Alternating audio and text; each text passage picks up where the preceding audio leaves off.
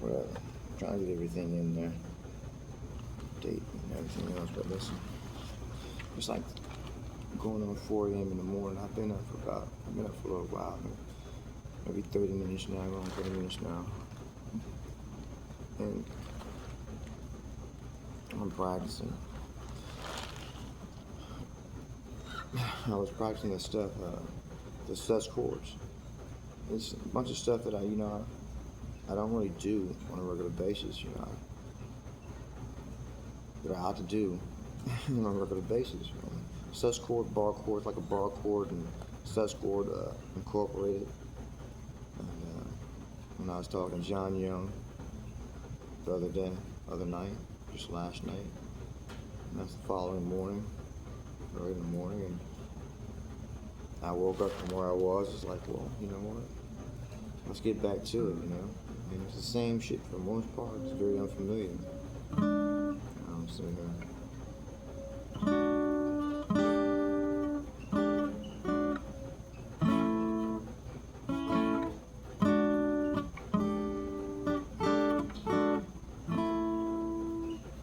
That's the introduction to Free Falling. Or you can go over here in this key right here. It sound a little different, but same general progression.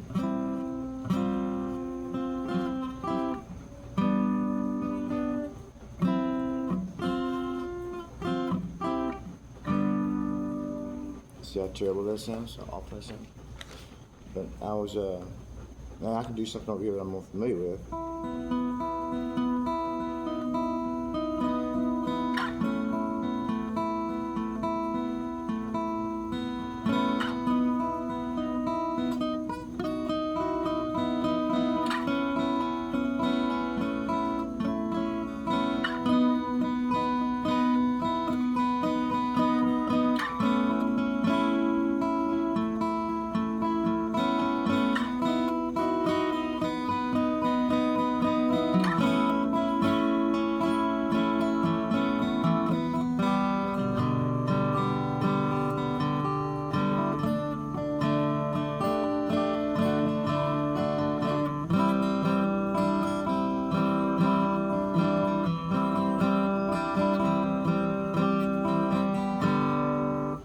Big deal, right?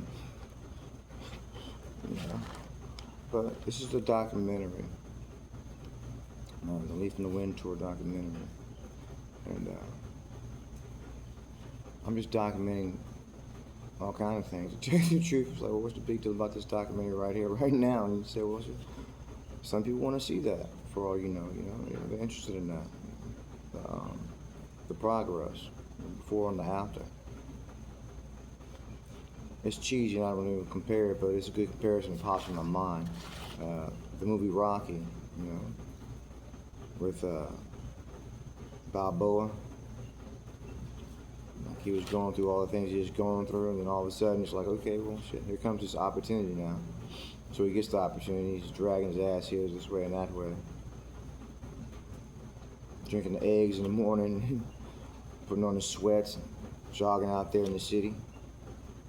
Where's that, Philadelphia? Where was that at? Where was I supposed to be captured at? Anyway, jogging out there in the city, and you're barely getting over up the stairs, and one thing leads to another, and you watch everyone as it progresses. Next thing you know, dun dun dun dun. He still got his ass kicked when he got in the ring, but he, it's kind of funny. He still got his ass handed to him when he got in the ring, all things considered. But you know how the movie goes and what it's supposed to communicate. Just the same. But I trip off funny stuff, I end up living off of Balboa Street. And I didn't seek it out, it just kind of fell that way for me. I was on Balboa Street.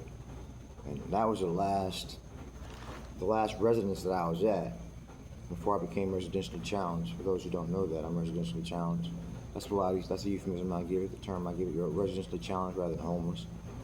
And it's challenging because in society, they make it very challenging for someone to be something that it's more close to what the hell they were intended to be in the first place, right?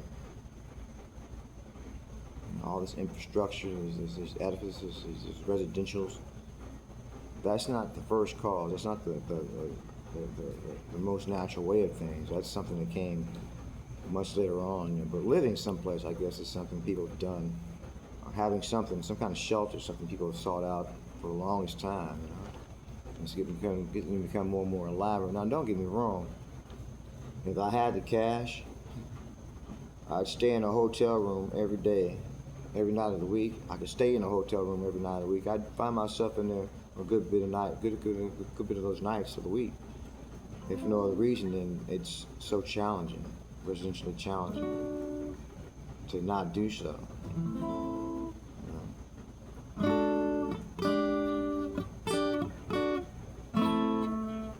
So that's the challenge right there. I'm trying not to move my bar.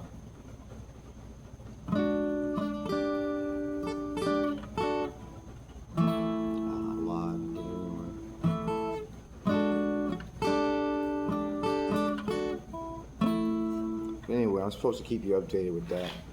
You never know. Some people want to see that. So this is the 14th of July. And I started those sus chords, bar chords, sus chords on the 13th last night. So it should take me not that long to get to the point where I'm proficient at it. So I'm not going to bore you with every detail and every step. So when I get there, we'll see how it is. And put it up there and just whatever purpose good that is. That sounded clean, right? That means I fretted that correctly, huh? That's another thing. You gotta get that. You gotta get those. You gotta get those fingers where they need to be, and you gotta get them quickly. You know, you just can't be like, hey man, just fumbling around, because music has timing, as you know. So, and when you get them there, it just can't be all over the place, all willy-nilly. You gotta be executed correctly, so you're not killing the chord. Bring it down again, and then hit that pinky right there. You probably can't see it because it's so dark right now. Hit that pinky, bring that pinky over, form a sus, and then make it sound clear. That's just not so clear. And so the pinky is not on that string right there that I'm tapping right there, the high E string. This is on the second. You're moving it from the second to another fret. You know, like this. Hold on, let's see. That sounds terrible. It doesn't sound clean. So that's what you see me doing while I'm sitting there doing that. My mind, my body, and everything else is sitting there acclimating to what it is I'm trying to do. It knows what I'm trying to do. Now, each time I go through it, it gets closer and closer, more and more honed in to executing it and getting that muscle memory going. It's not rocket science. It's really my kind of thing, to tell you the truth.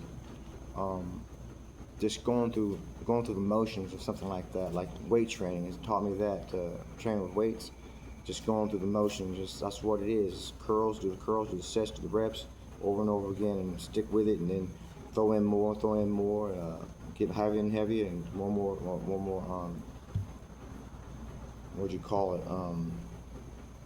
I don't want to say proficient or skilled, but let's say that for lack of better terminology right now. Something like this would be more, I use proficient and skilled on it, you know. Weight training, I don't know. But we'll throw those terms on for lack of a definition. But it's really my kind of thing, you know, just going through that, you know. Big deal, right? Until you get that muscle memory going. See, that sounds a little better right there. Then it becomes automatic. So that's really all that it is, you know. And a lot of people may look at it and say, well, that's silly, you know, what's he doing? You know, he's a 51-year-old man, you know, he's not that good at guitar, you know, he's maybe intermediate, and that's with holes and gaps in it at that, in intermediate guitars. And he's 51 years of age, and maybe he should just put it down and go try his hand at something else. But I'm not that type of people. I'm really not. I see possibilities, and I see can do, or someone else may say, oh, that's silly, that's just nonsense, and I don't see it. But that's okay. Others do. And that's really all it is. It's how you just gotta look at it like that. Maybe you want to do it. So do it. You know, I'm looking up in the internet. I do my research and stuff. And like people who are my age have taken up guitar, and they're working in bands now a day, and now they're 60 or 70, but they started when they were in their 50s. And there are those who started when there's beyond their 50s, you know, in their 60s, and they're going playing in bands and doing professional things, you know. So it's doable. Just like I looked up boxing, when you think about it. Heavyweight champions who started boxing, took up boxing at the age that I am. What's the oldest? And I think this one was 55. They took up boxing, something like that. Or no, they didn't take it up necessarily, but they were about in their 50s when they became heavyweight champions. So it happens. But that's really the process. It's just that way. You just sit there and chip away at it and know what you got to do and chip away at it and learn something and practice it. Like they say, practice makes perfect. Chip away at it, chip away at it, chip away at it. And then you get that and under your fingers and you go to the next one, next one, next one, next one. And the more you get your fingers to arise to, you know, like these are quite some stretches, but it's no big deal. These are not big deals to a lot of people. But there's some things, some chords on here, some techniques on here, some on that you can do on the guitar, and you're like, what the hell was that? And your hands and fingers are like, what the hell is it, you know? It's so unfamiliar. But then as you get more and more proficient with it, you become a freak, and the dexterity just becomes greater and greater. So I'm working on dexterity right now, some other stuff. So this is the documentary. This is the update. It says the 14th of July, early in the morning, and this is what I'm doing this day, at this moment. Another day, another moment, I don't know. I can't say. But right here, right now, this is where my heart is at. If it's not my heart, it's certainly something in me, and this is where it's at. And that's what I'm doing, silly or otherwise. In your estimation, or whoever's estimation it happens to be. And I get it, I do, I see it. Don't think I'm that obtuse. I don't see it, I can see it. You know, a 51-year-old man should be doing some other stuff, right? But this is what I'm doing. Rocky Balboa jumping in that ring untrained as he was and unprepared as he was. But that was a movie. He came out of that movie really good. He came out of the movie much worse. If he had been a lot more honest, more than likely of what would have happened in that goddamn ring and got to stay in the ring with somebody who was that proficient in boxing as a heavyweight champion. And he was 6 months or something like that. They gave him to go out there and get in shape, and good enough shape just so we can take a really good beating. All right. This is Anthony Terrell. This is the Leaf in the Wind Tour documentary. Now, what more is there to say? I'll keep you posted.